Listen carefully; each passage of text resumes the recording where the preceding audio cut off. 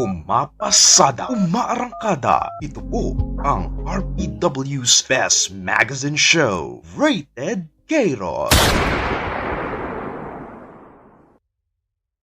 Kasama ng bawat kaibigan, serbisyong maaasahan, tatak, Rated K-Roll.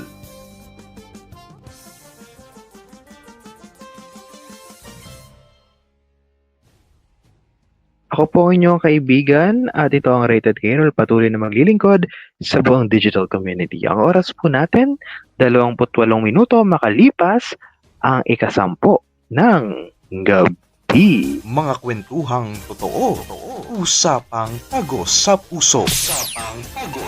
Sumama sa makulay na talakayang magbubukas ng ating mga kamalayan. Tapik na kaibigan, dahil papasada na ang nag-iisang magazine talk show sa balat ng RPW. Anong oras na? Rated K-Roll na!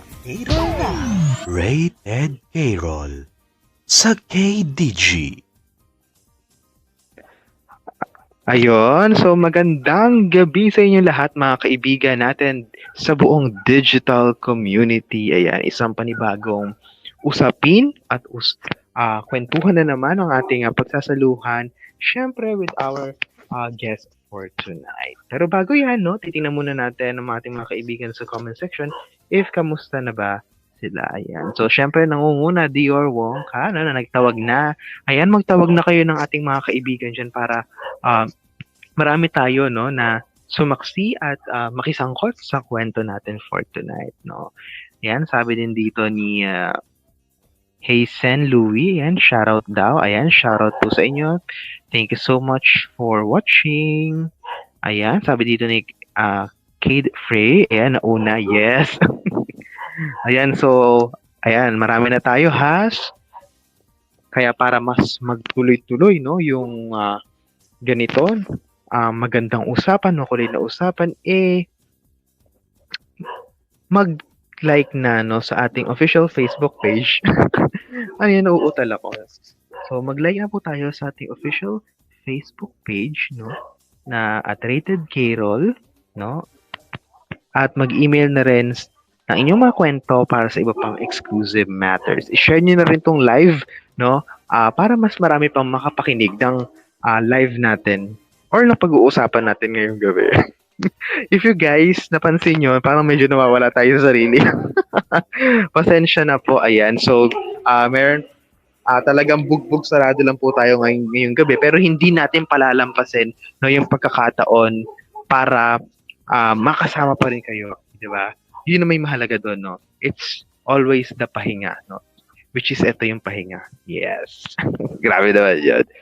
So, ito na nga, no? Ang susunod nating guest, no, sa ating season ay isa ring DJ, no? Kasama pa rin natin nagseserbisyo, no, on the air.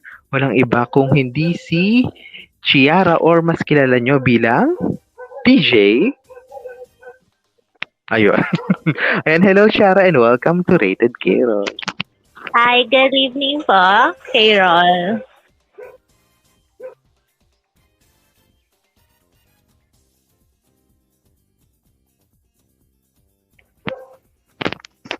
Ayun. So, kamusta naman ang natin? Ang araw natin today? Eto, okay lang. Medyo nilalamig kasi kanina pa umuulan. Oh, umuulan dyan. Mm-mm. Yeah, umuulan sa Cavite ngayon. Wow, ayan. Dito naman sobra yung lamig kaya nakakalata ng katawan. But anyways, ayun, maikwento ko lang at kasi kanina, if nakatuto kayo sa ating page, no, medyo meron tayong technical difficulties dyan, no, namali tayo ng poster. So, ayun. Pasensya na po, ano ho.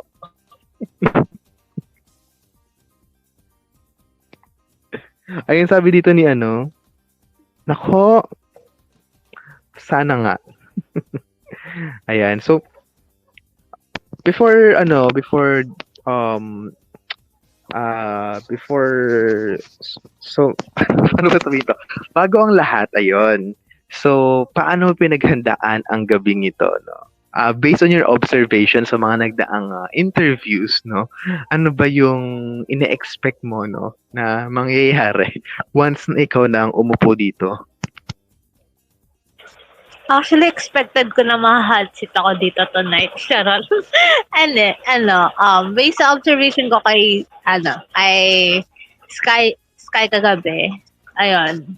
I think magiging masaya naman ang gabing ito. So, wala masyadong preparation since hindi ko alam na ako pala yung susunod. So, ayun lang. Ay, nagulat ka din na nilista ka ni Max, ganun. Nagulat ako. Akala ko, hindi ako isama ni DJ Venus since madalas niya ako isa lang sa ibang station. So, nakakagulat talaga.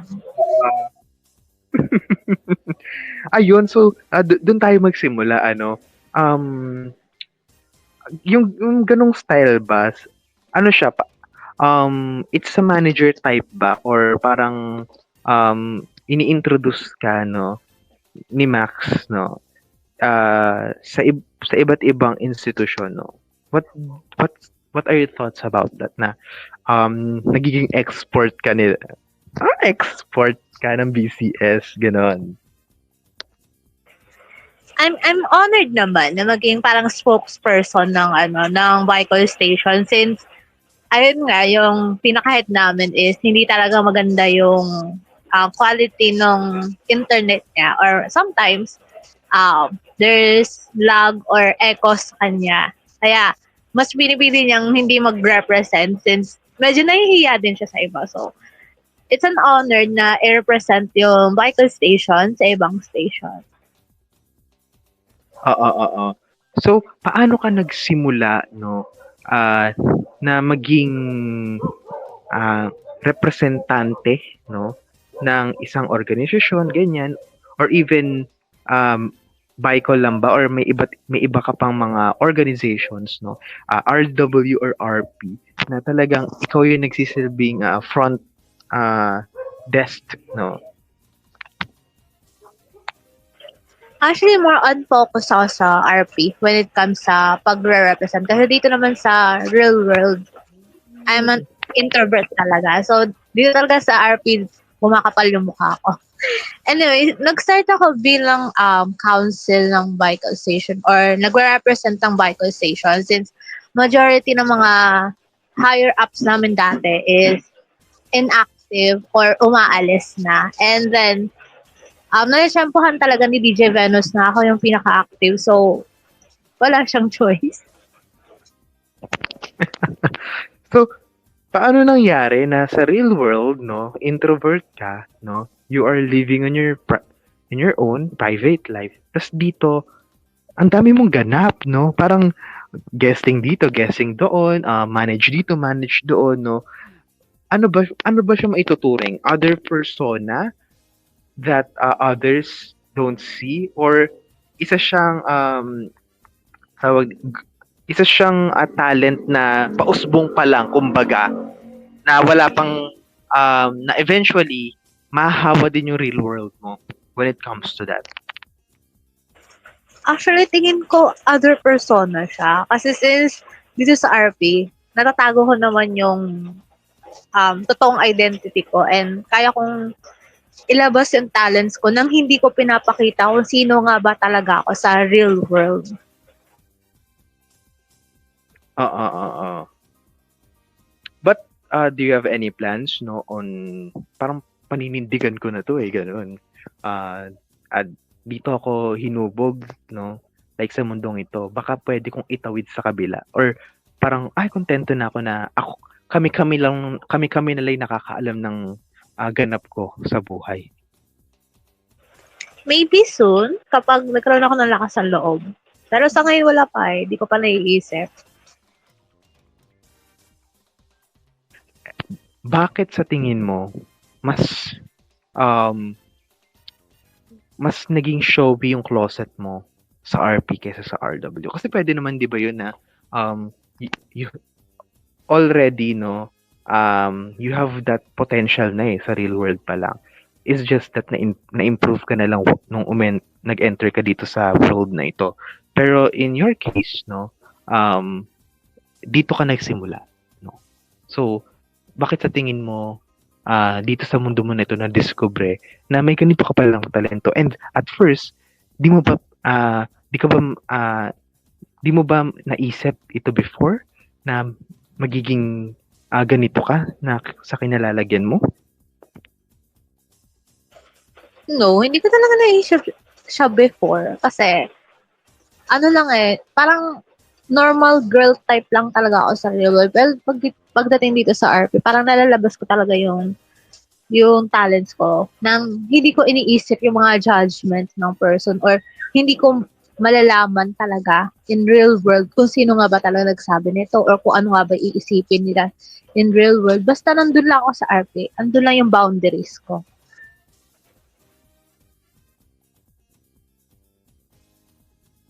Anong side ka na una bago ka nakarating dito sa BCS or sa world, sa industry natin? Kamagan ka. Ayun. So, paano ka nag-start dito, no, sa mundong ito? Hanggang ngayon na part ka ng BCS, no?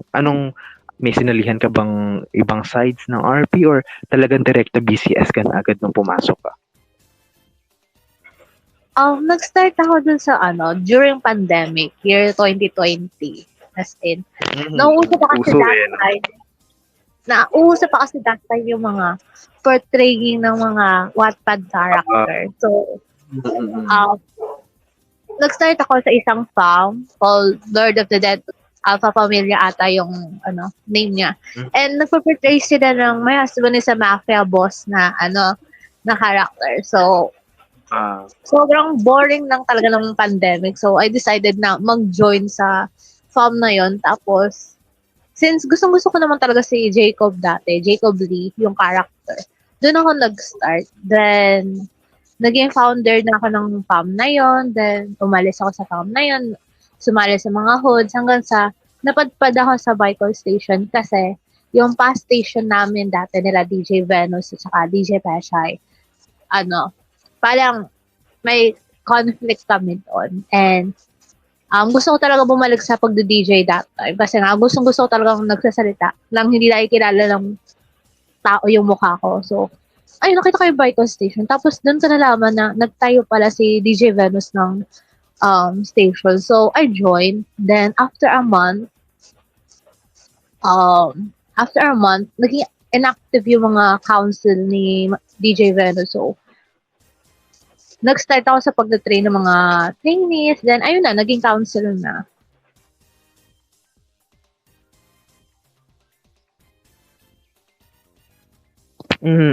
No? So, nung nalaman mo na si Max yung founder, nagkagulatan pa kayo, ganun? Actually, no, expected ko na yun sa kanya eh. Simula nung umalis siya dun sa dati namin station, hindi ko lang talaga expected na yun ni-refer sa akin ng best friend ko na station is pamamahala niya. Oo. So, di ba nga nag-crossover kayo and then nagsama ulit kayo, no? How does it feel or what do you think, no? Yung nag-gain mo, no? Nung move apart ka, no? From your former station to another, no? Ano yung parang naging bunga, no? Nung nagawa mong paglipat na yon, no? And what was the reason pala? Is it good or bad naman nung no burn bridges naman? Nag-left ako dun sa station na yun, yung dati namin station. Kasi nagkaroon ako ng conflicts sa council. That time, si Max kasi, nanay-nanayan ko yan. And then, yung council ng station na yun is may galit sa kanya. Alam ng council na yun na anak ako. So, nakakainis so, sa kanya. Talaga kayo? Oo. That time kasi nag-chat siya dun sa council na GC na hindi daw mapagkakatiwalaan yung mga anak ni Afro kasi di daw nila alam yung loyalty kung nasa station ba or na kay Max nga ba talaga or si Afro that time. So, I love that station kasi ayoko ipagsiksikan yung sarili ko na walang trust sa akin yung mga council. So, after a month, lumipat ako. Nakita ko yung post ni Bicol Station. And, ayun nga, hindi ko in-expect na si Mami pala yung nag-handle ng station na yon. Okay, okay, okay. What, ano yung sa tingin mo, parang maganda, parang talent ka lang, DJ ka lang, handle ka lang, or ngayon na nagmamanage ka na, what's the difference now, no? Kasi iba na yun eh. Nung nag-crossover ka, parang may nakahanda na talagang trabaho para sa sa'yo. Hindi ka na lang tatawagin para to ka. Ikaw na mismo ang mag-iisip.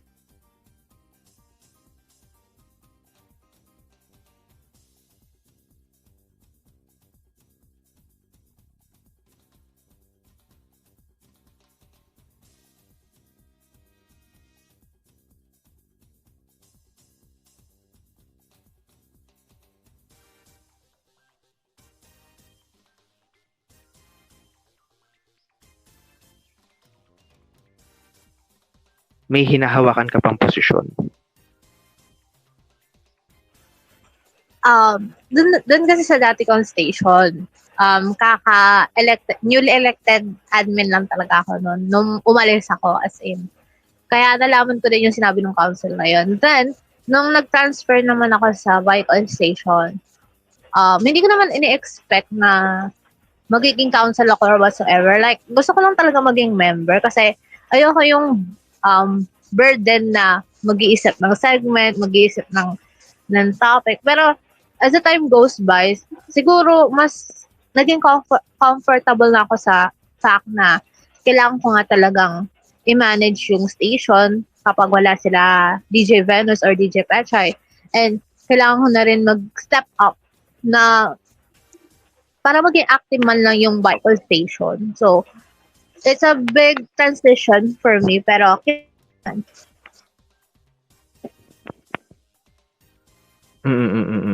Ayun. Kasi yan din kasi ang isa sa nagiging napupuruhan, no? Lalo na sa mga digital stations, no? Kumbaga, parang kapag hindi kumilos yung mataas sa kanila, yung leader, parang hindi rin kikilos yung mga members. We're in people like you, no? Talagang tinanggap mo yung hamon. Natakot ka ba, no, nung in-offer to sa'yo? no naman. Kasi alam ko namang, mataas yung tiwala sa akin ni Max or ni DJ Venus and ni DJ Petchay or ni Flerix. So, I trusted myself the way they trusted me sa station. And, ayun, nagagamit ko din naman yung pagiging writer ko in the station. Para mag-isip ng mga topics, ano nga ba talagang pag-uusapan namin, and ano bang magiging flow ng each segments namin, whatsoever. Oo. Talagang ma-idea ka, kumbaga, kasi di ba may mga times na gano'n, yung parang nauubusan tayo ng idea na kung ano ba i-content natin. Pero ikaw, handa ka lagi for that. Even kahit biglaan, gano'n. Yeah, okay. Handa naman ako lagi. Kasi yun siguro yung magiging advice ko sa mga aspiring DJs out there na kung gusto nyong hindi kayo maubusan ng sasabihin, dapat marami kayong naka-imbak na topic sa isip at saka sa puso nyo. So, paano yung style mo nung makipag-usap sa mga viewers mo? Like, ano yung nagiging magic mo para makinig sa'yo, no? Sundan ka nila, subaybayan ka nila? I view them not as a viewer lang, kundi as a tropa or friend na pwede kong akayin sa conversation. Like, aayain ko silang maging part ng topic, and at the same time, nakikipag-engage din ako sa kanila. Mm. Eh, ano naman yung, sa tingin mo yung most memorable moments mo nung, pag ume-ere ka 'no, sa tanang, panahon mo bilang isang DJ, ayun. Siguro yung pinaka-memorable is kapag nagkakaroon kami ng mga co-DJs ko ng mga inside jokes in between ng mga answers namin, or may mga ipapasok silang scenarios na nakaka-relate naman kami and nakakatawa din. Oo.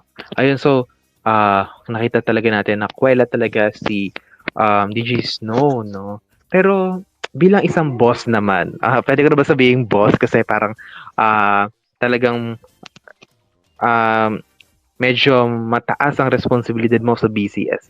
Paano ka maging leader 'no, sa kanila?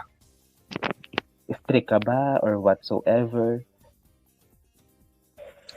Hindi naman ako yung klase ng leader na sobrang ipagdidiinan ko talaga yung position ko. Like, ile-level ko lang yung sarili ko as a member na in the way na maintindihan nila yung ganitong concept or yung ganitong gagawin namin.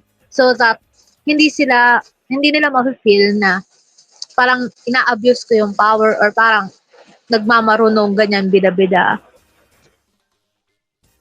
Oo. Do you see yourself 'no, being a DJ, in real world? Nafe-foresee mo ba 'to?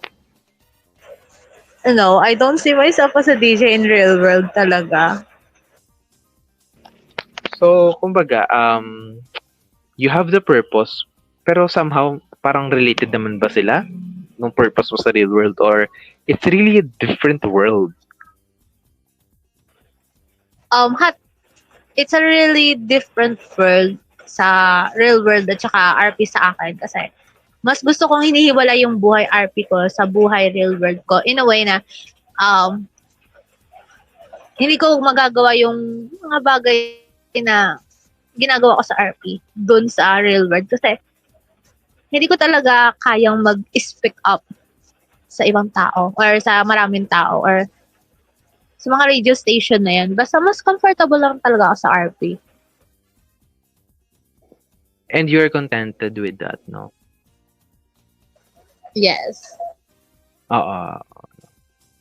So, kumbaga, no, para sa'yo, no, kung ano man yung maging profession mo or purpose sa buhay, hindi mo naman inaalis yung sarili mo, no, na kapag may oras ka, ikaw si DJ Snow, ganon. Yes. Alright, no? So, tumungo naman tayo sa medyo parang buhay real mo, no? Nag ano yung track na or what should I call this? Ano yung path na pinili mo sa buhay mo ngayon? Like, ito ba talaga yung gustong-gusto mo or there's a certain situation that need to be accepted?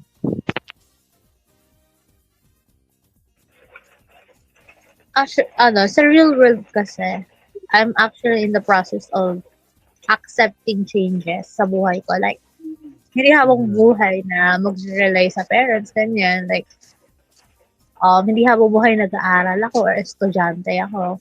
So, in that transition na tinatanggap ko yung mga changes in life, such as yung responsibility ko mas lalong bumibigat and yung mga bagay na nakasanayan ko ay hindi talaga panghabang buhay. So, ayun.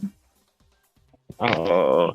Paano mo ilalarawi transition mo? That's one of hardest part, no, of ending a chapter and starting a new one. It's a transition. Siguro una, yung planning or like pagpaplano sa sarili ko, mga changes na to, on how will I accept it, and at the same time, andun yung trust sa, ano, andun yung trust kay Lord sa lahat ng decision sa buhay ko. And Mhm. as of now kasi, I'm in the process of finding a job. Like, for the first time talaga, mag-transition ako from student to a working one. And, ayun. Ah, so, ayun, throughout your school years, no, student era, ano yung sa tingin mong isang lesson na babaunin mo hanggang ngayon since nag-i-start ka? Yung lesson na natutunan ko is hindi lahat ng tao mag-a-adjust sa needs mo. Because ikaw ang mag-a-adjust sa mundong ginagalawa mo. So, you have to step up to yourself and lumaban. Ayun. So, I'm just curious So, nabanggit mo yung adjust, no? Gaano ba kahalaga sa pakikisama?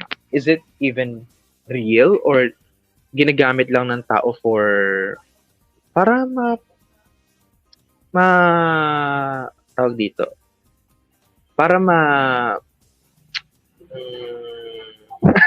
hirapan siya, no? Sige, ganito na lang. Para malamangan, no, yung iba, o abusuhin, no, yung pakikisama, yung concept na yun. I think oo. Yung mga taong ayaw talaga lang i-accept yung mga changes, sila yung mga tao na mahilig mag-take advantage. So, yung mga taong ganun kasi, sabi ka, parang ayaw nila tanggapin yung magiging changes sa buhay nila kasi feeling nila, hindi nila to nakasanayan or whatsoever. Oo. Mhm. Hanggang saan ang hangganan ng pakikisama mo? Yun. Depende sa attitude na inaano sa akin. Like, I like to mirror the attitude na ipinapakita sa akin. Like, kung suplada ka, magiging suplada din ako. Kung maldita ka, magiging maldita din ako. Kung magiging mabait ka, magiging mabait din ako. Oo. So, sa mga ganun, ano yung automatic off agad sa'yo kapag nakita mo? Yung mga ayaw ko sa tao is yung hilig nila ibida yung sarili nila. Sa totoo lang, nawawalan ako ng gano'ng kausap yung mga oo.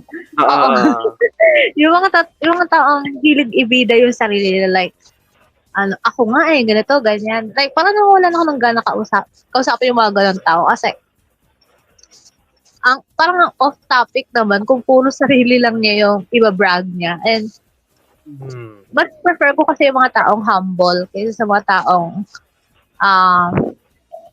boastful. Kumbaga overconfidence. Yes. Kasi iba naman kasi yung parang proud ka lang sa nagmamayabang na, yung ganun ba? Yeah, true indeed. Ayun. So, bilang kaibigan, no, same lang ba yung the way you as being a friend sa RA at sa RP?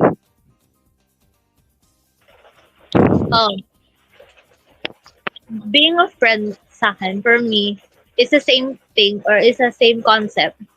So, kung ano yung pinapakita mong friendship sa real world, ganun din dapat yung ipakita mo sa RP. Kasi, friends are like someone you can rely on kapag ikaw yung nangangailangan and someone to talk to kapag pili mo mauubusan ka na ng bait. So, I really treasure friendship, both in RP and RA.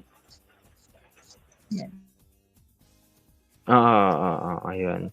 Anong klase kang kaibigan? Ikaw ba yung parang like ang leader? Di ba yung mga ganun, yung mga grupo-grupo, ikaw parang leader nila or even ikaw yung parang minimal sumama sa mga gala, no?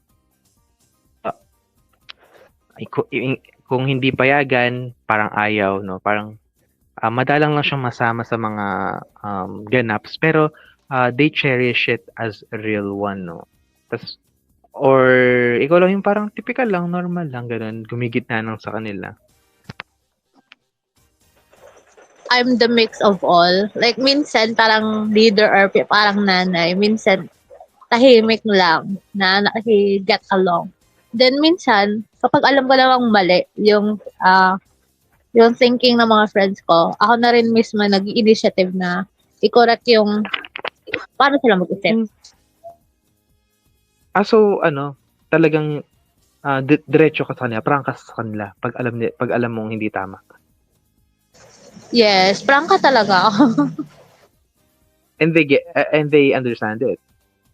Dapat lang. So, they understand it naman. Kasi, alam naman nila ang para sa ikabubuti nila yun. Or parang, wake up call na rin yun sa kanila. So, kunwari kapag patuloy na nagmamahal yung kaibigan mo sa taong patuloy din siyang niloloko, paano ka sabihin na nating tutugon, no, dun sa sakit na nararamdaman ng kaibigan mo? Tama ba na humimasok na tayo, pakialaman na natin, or hayaan natin? Example lang naman, no, para makita lang natin. Yung ginagawa ko sa situation na yan kasi, ako na yung nag-i-initiative na sabihan yung friend ko lang makipaghiwalay. Pero hindi ko lalapitan talaga yung partner niya kasi relationship nila yun, or like siya lang dapat ang kumausap sa partner niya. Pero at the same time, I give advices na like, hiwalayan mo na yan, huwag ka na magpaloko lalo, ganyan. And binibigyan ko rin sila ng situational what ifs na mas lalong magpapabitaw palalo sa kanila if niloloko na sila. And in all fairness, nakikinig naman sila sa'yo.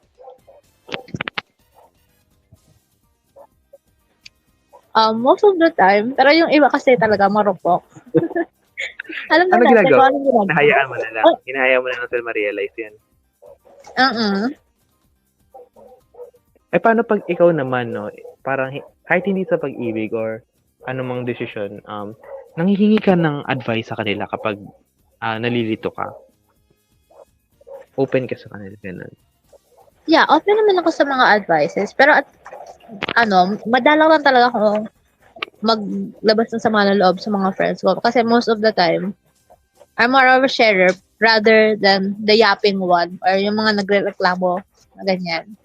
So, kapag nagreklamo ako, is either gusto ko ng advice na magagamit ko talaga or gusto ko lang ng comforting words.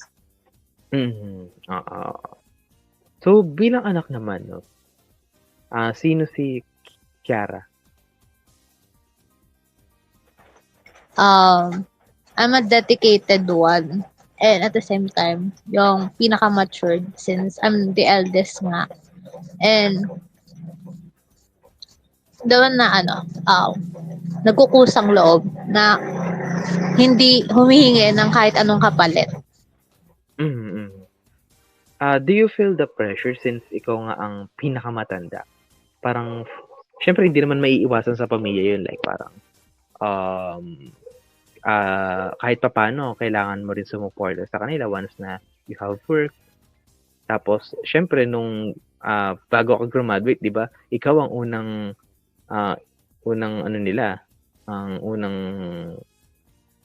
gagraduate na, or magkakaroon ng baccalaureate degree. So, yun, yung mga ganung bagay.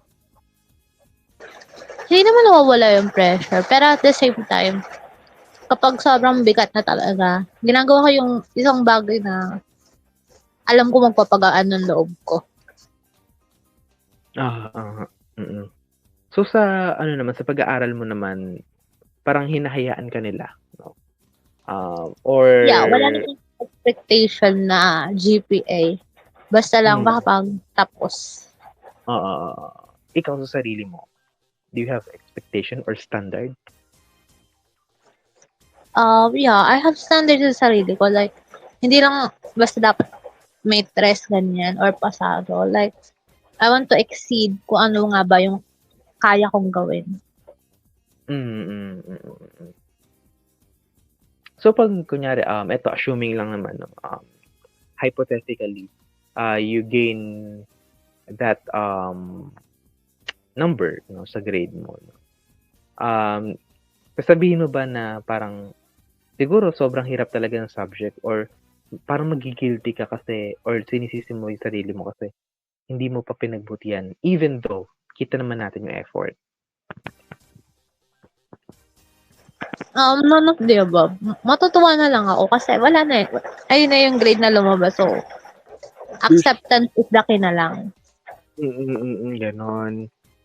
And, nakapagtapos ka naman that hindi mo masyadong dinamdam yung gano'n, no?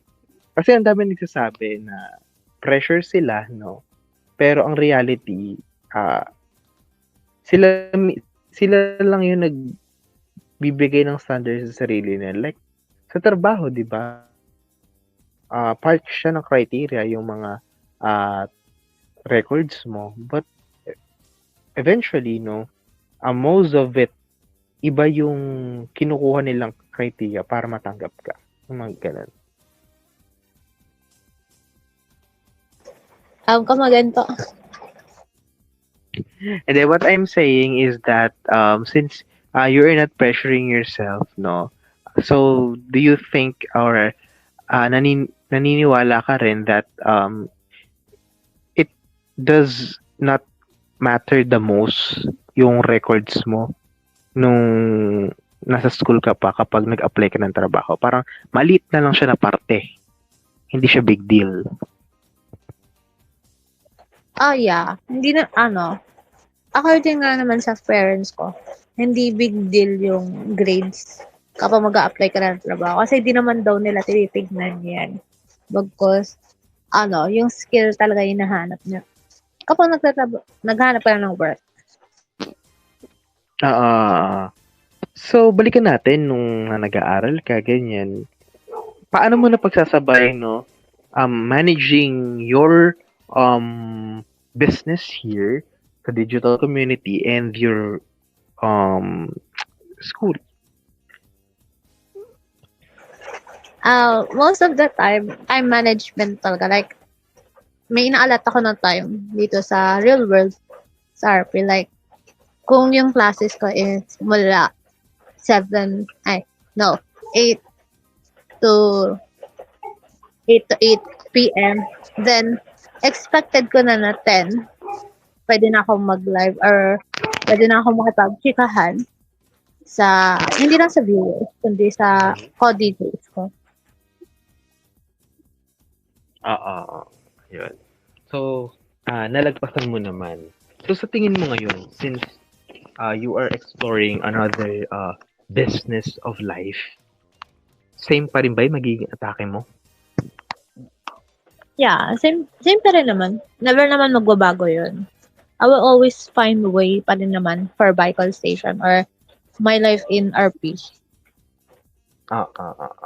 So, ayun, nakita na natin yung ibang side ng storya mo, ng buhay mo. Eto, syempre di mo mawawala ang pag-ibig. Ayan, so, kamusta ang puso ni DJ Snow? Okay naman, in the process of moving on since technically Good. April, May, June. Mag 4 months na akong single. So, sariwa pa. Hindi ko naman masasabing sariwa. Ano lang, parang mid, yan. Okay. So, kumbaga, syempre, may paki ka pa rin, pero hindi na ganoon.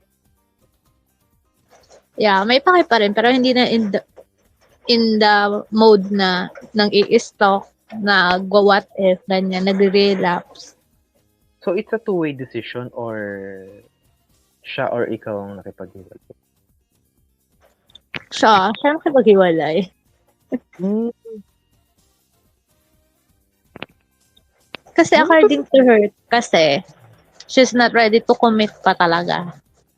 So, ibig sabihin, ano yung naramdaman mo nun? Nung sinabi niya na hindi pa pala siya ready tapos ikaw umasa ka. At first, parang ginawa kong playground or pumalipas oras. Like, ayun yung feeling. Like, nandun sa top yung ginawa lang pala akong pampalipas oras, ganyan, naging trial, trial lang, ganyan. Andun yung thought. Pero, as the time goes by, nahanap ko na rin naman na yung worst. Worst Oo. Ano yung pinaka nakatulong sa'yo, para maghilom? mostly, distraction, like, pagla-live or ah paggawa ng mga hobbies na hindi ko nagagawa noon. Ayun.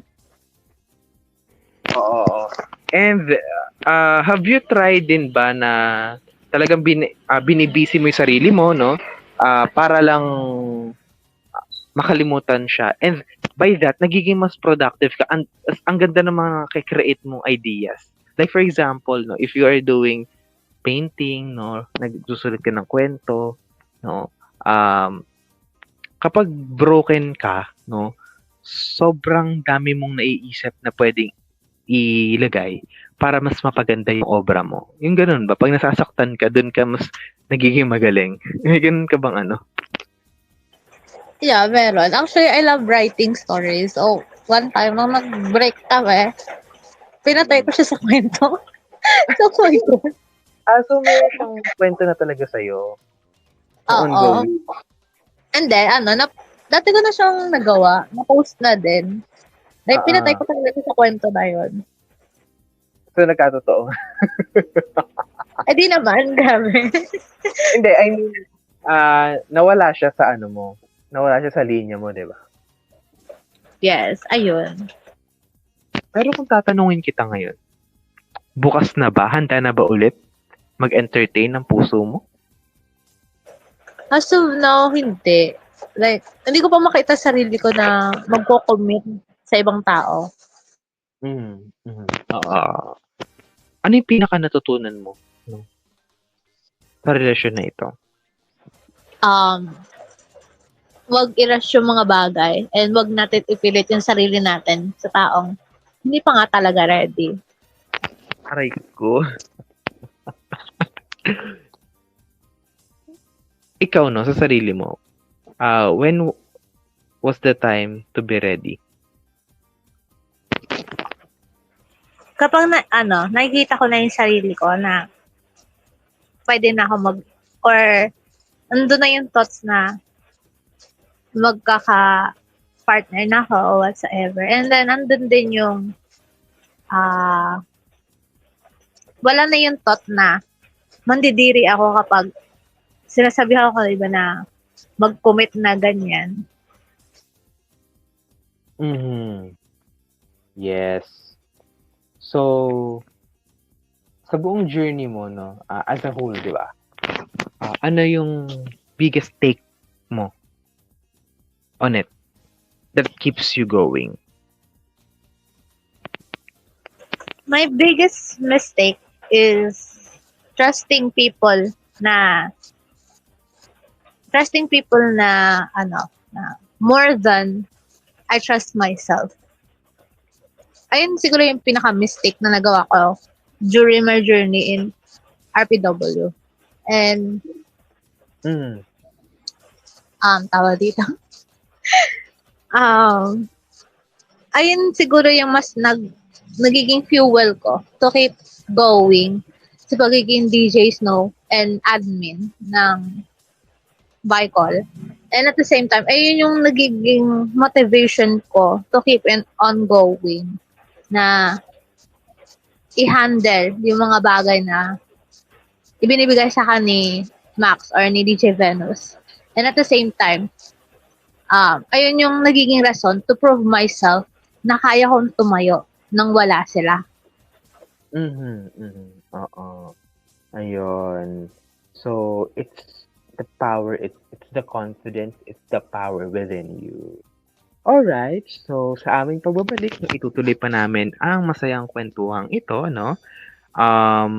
Magbabalik lang po kami, no? Para magbigay daan sa ating Hello Mr. K, sender of the day or of the night, no? Dito lang po sa nag-iisang magazine talk show ng digital community, Rated K-Roll. Ito ang una kong tip sa Taipei. Nandito ang dalawang taong gusto ko. Si Ivan ang kasabay ko lumaki. At ang best friend ko mula nung high school, si Charlene. Bata pa lang ako, gusto ko si Ivan. Bakit ba kasi gustong-gusto mo siya? Kapag kasama ko siya, pakiramdam ko ligtas ako. Minsan, ang dalawang magkaibang tao ay posible maging mas malapit pa sa isa't isa. Happy birthday! Masayang Bluebird. Heto silang dalawa, si Charlene at Ivan. Pero paano naman si Ivan at ako? Charlene, gusto kita. Kay Ria ka dapat. Pero ikaw nga ang gusto ko. Hindi mo ko pwede magustuhan dahil si Ria ang taong may gusto sa'yo.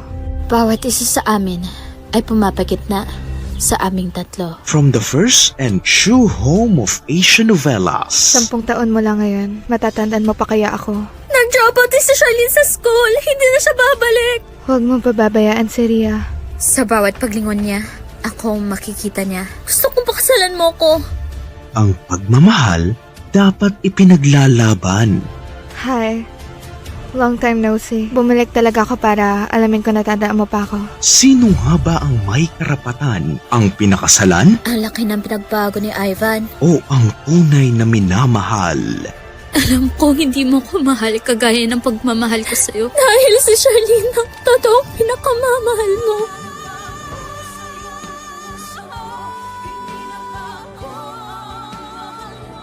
Akala ko mawawala ang pagmamahal ko kay Evan 10 years ago. Pero nagkamali ako.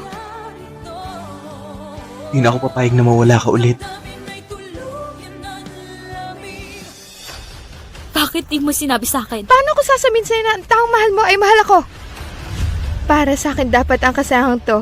Gusto ko na ipahiram sa'yo. Pinahiram mo siya ng 10 taon. Bakit di pa habang buhay? Hanggang ngayon mahal ko pa siya.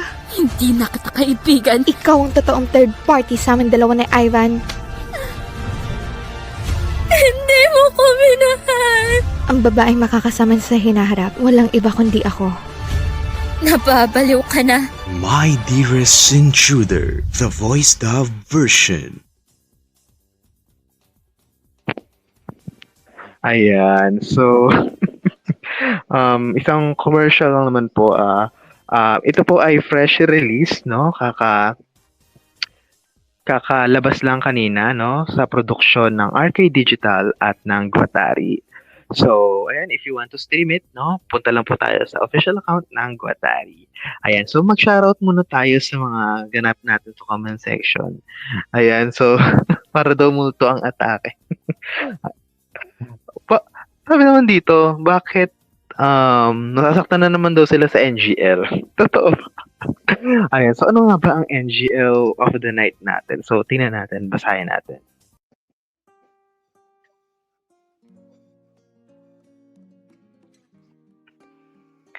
I'm always waiting for you. No matter how I try to distract myself, I can't deny the fact na sobrang miss na kita. Unahan mo, DJ Snow. Ano ang masasabi mo sa message na ito? I'm 50-50 kung ano nga ba masasabi ko dito sa situation na to. Kasi, Parang general kasi siya, no? oo, like 50-50 kasi 50, what if that person pala na hinihintay niya is may someone na. And at the same time, other 50 is what if may chance pa? So, hindi ko talaga madidictate ton si sender kung ano ba dapat niyang gawin. Pero, laban lang, i-miss mo lang siya hanggat gusto mo. Oo, totoo yan. Ako naman, no, siguro, may mga bagay na worth it maghintay. At may mga bagay naman na kapag alam mong marami ng panahon na nasasayang, it's not, you cannot afford to lose it again. So, ah, kung alam mo sa sarili mong parang nagsasayang ka na lang ng panahon, parang umaasa ka na ng mahabang panahon, siguro it's time for you to say, babush, no? Pero kapag nararamdaman mo sa sarili mo na babalik siya, nararamdaman mo sa sarili mo na may assurance ka, siguro, okay lang naman umasa. At sa mga nagpapahintay naman, no, mahalaga yung specific tayo, no? Hindi man natin masabi kung kailan, like for example, no, kung kailan ka magiging ready, mag-assure ka na lang sa kanya na na nandyan ka at hindi ka mawawala habang naghihintay siya. Like for example, you keep talking to him or her kahit casual lang, ganun, just to feel na kahit papaano, kahit naghihintay siya ng sagot mo, you are there. Mahirap kasi yung sinabi mong makakapaghintay ka ba kasi hindi pa ako handa, pero wala ka naman, no? You are not forcing yourself. Mali ako ng term. You are not giving yourself a chance, no, to be with that person who is seeking the chance or the opportunity to be with you. So, yun, no? Hindi naman masama maghintay. Ang masama, hindi siya nabibigyan ng assurance. Okay? So, next.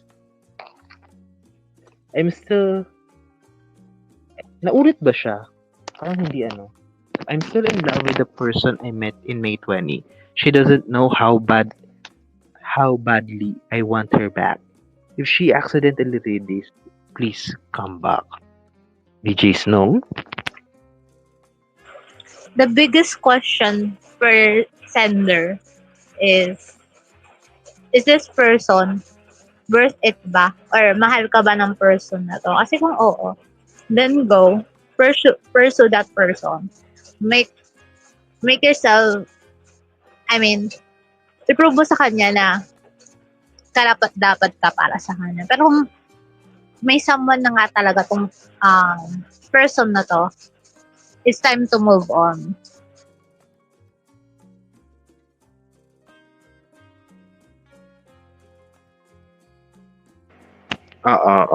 Ayun. So, para sa akin naman, ang tanong kasi dyan, with the person I met in May 20, no? Walang exact year, but if I'm going to assume it, no, hypothetically, siguro medyo parang sariwa pa, no?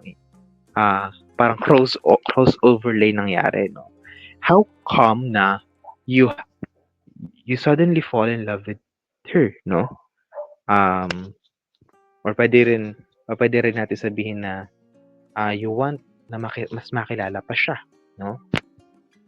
Siguro, no? You take the initiative, no? To reach out to the person, no?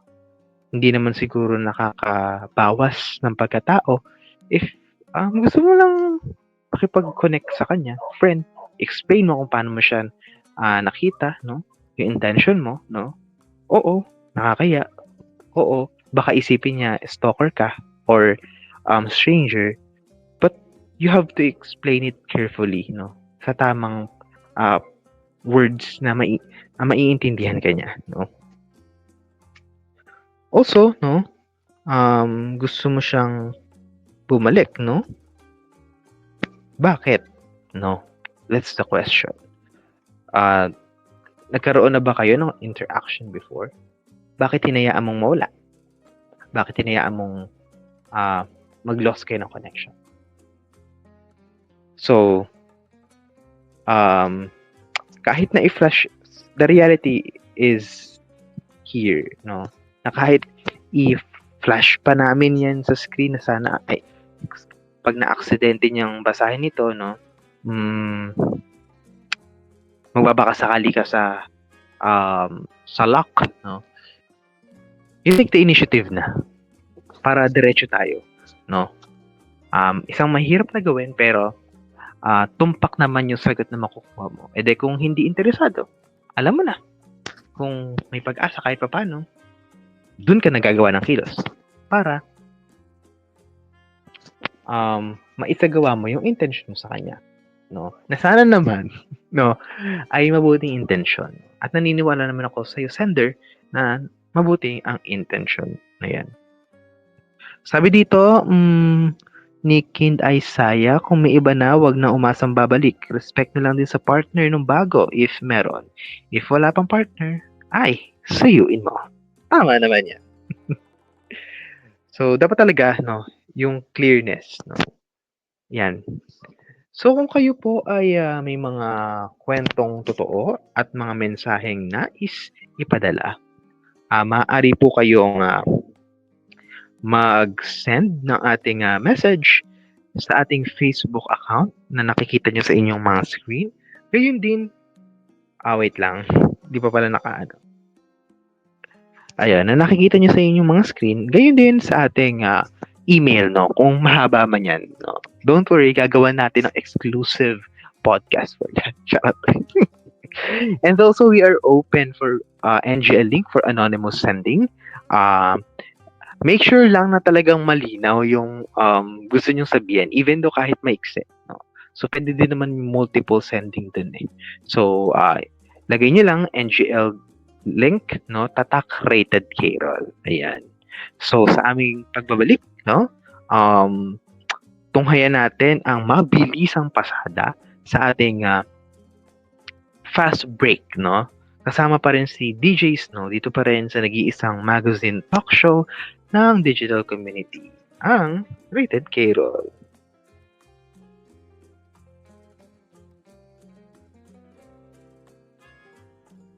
Ito po ang Rated Carol mula noon hanggang ngayon. Patuloy na mag-ahatid ng makabuluhang kwento para sa bawat kaibigan. Basta kwentuhan? Sagot ng Rated Carol yan. Ayun, so now, nagdako na tayo, no, sa huling parte ng ating programa, which is the fast break. Ayan, so explain lang ulit natin kay DJ Sky at sa ating mga kaibigan na yung 5 question ay galing sa random people and yung 5 question naman is galing sa one of her closest friends. So ready pa tayo, DJ Sky? DJ Snow po, pero ready. Ay, sorry. Ang dami ko ng kasalanan sa'yo, sorry. DJ Snow. It's okay. Yeah. It's okay. Ayan. Ang dami ko ng atraso sa kanya, mga kaibigan. Sorry. Alam mo, para kasi kayo magkakamuka. To be honest, sa BCS, di ba na nasama ako sa live niyo, parang kayo magkakamuka talaga. Parang isang mga tao lang kayo. Grabe, hindi naman. Promise, no? Parang sa character, no? Sa mga ports pa. Diyos ko. So, ayun. So, DJ Snow. Ayun. DJ Snow, once again, are you ready? Yes, ready. Okay, so first question. Lakad sakay. Depende, pero sakay. Lakad o sakay? Okay. Tulog, kain. Kain. Okay. So, kape, milk tea. Milk tea. Forever with ex or forever with new love? Forever with you, love. Okay. Magiging sikat pero walang privacy o simple lang pero tahimik ang buhay? Simple pero tahimik ang buhay. Alright. So ito, galing naman sa ating kaibigan, no? Afro o Ada? Huy, wag gano'n. Alam mo na rin kung sino nag-send yan. Alam mo na. Ang hirap pa. Afro na lang. Okay. Sorry, tata. Okay. Ringo or Asif? Pwede bang nan? Okay. Kiki or puti? Again?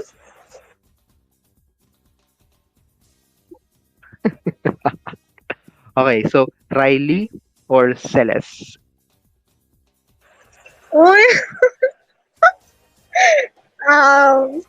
Friday. Riley o Celeste? Wag naman ganun. Pero Okay. Friday. Donut or pizza? Yun. Donuts. Donut or pizza? Alright. No, alam mo na kung sino nag-send niya. O, Ay, may parang nalala sinasabi ko na. dito.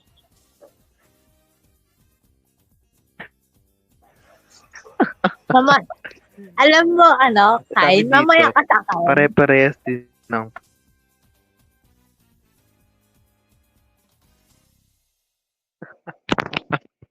Ayan. So, eto, no. Ano yung gusto mong sabihin, no? Or payo, no? Sa mga taong nagnanais, no? Na i-pursue yung pangarap nila. Even though, no? They still have not enough courage for them to speak up, for them to show up. Chase your dreams even though napaka-impossible for you, ha? For you lang. Napaka-impossible for you dahil nga wala kang lakas sa loob. I think the main key para magkaroon ka ng lakas sa loob is the people around you. Gawin mo silang motivation or gawin mo silang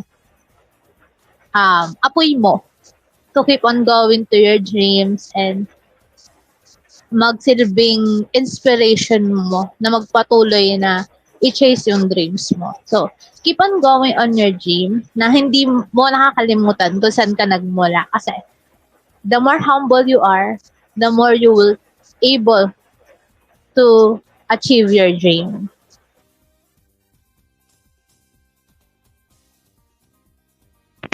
All right, and by that note, thank you so much for uh, accepting our invitation, DJ Snow. Yan. Thank you din po.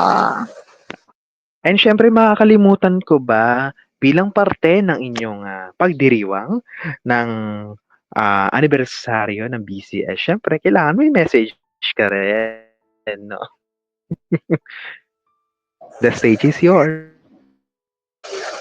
Ayun, once again, Bicol Station and Bicol Fam, happy Monthsary. Even though next month pa talaga yung anniversary. So, happy Monthsary sa atin, Bicol Station and Bicol Fam. And keep on going sa pag-iingay, pag-inspire mga viewers, and pakikipagchikahan sa ating mga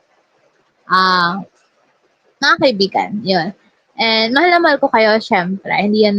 Hindi yan mawawala. So, ayun lang. Happy belated Monthsary ulit, Bicol Station and Bicol Farm.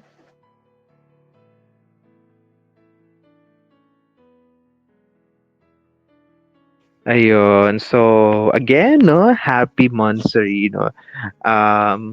Yes, ang alam ko kasi is naghahanda na si Max for your next Monthsary, no. So, ako naman, uulitin ko ulit yung kwento, nag-initiate ako, no. Even though matagal pa naman siya. Pero kasi limited series tayo, no. So, kumbaga, no, parang seasonal, no. So, natatapat lang tayo na free yung schedule kaya ayun, ragasa tayo ng interviews. Again, thank you so much for bearing with us, no? Talagang sa iyong kwento, no? And did you know you have anything to say pa ba? Vlogs and whatsoever. Ayan, shout out sa aking Bicol Station DJs out there and sa aking mga best friends. Shout out sa inyo, syempre. And, ayun, para sa mga gusto maging DJs talaga as in, you can PM Kiara Henderson. Yan. Tumatanggap po ako ng mga aspiring DJs. And of course, kung bird na bird kayo, Bicol Farm is open. Isa po siyang call GC or FAM. Yan. Kung naghahanap kayo ng mga friends or whatsoever, open po ang Bicol Farm. Ayun lang. Ayun. So, yes, no, and talagang malilibang ka sa kanila, promise. So, again, maraming salamat. At syempre sa ating mga kasamahan na dito, ang ating Bicol family na talaga supportive sa comment section. Mga kaibigan natin nakikinig saan man panig ng mundo. Ay, saan panig ng mundo? Ayun, so, isang kwento na naman po ang ating napag-usapan. Maraming salamat sa pagsama sa akin or sa atin. Kung bitin pa sa mga chika, don't worry cause we got you covered. Dahil mag-like ka na no, sa ating Rated K-Roll official Facebook account. At gayon din, no, sa iba pang linked account na na-connected dito. Diba kung ano-ano na sinasabi ko? Patulog na to, guys. Patulog na to. Need na matulog talaga. Ako pa rin ang inyong kaibigan si K-Roll hanggang sa susunod na edisyon na nag-iisang magazine talk show dito sa RP. Ito ang Rated K-Roll. Maraming salamat, guys. Thank you so much, DJ Snow.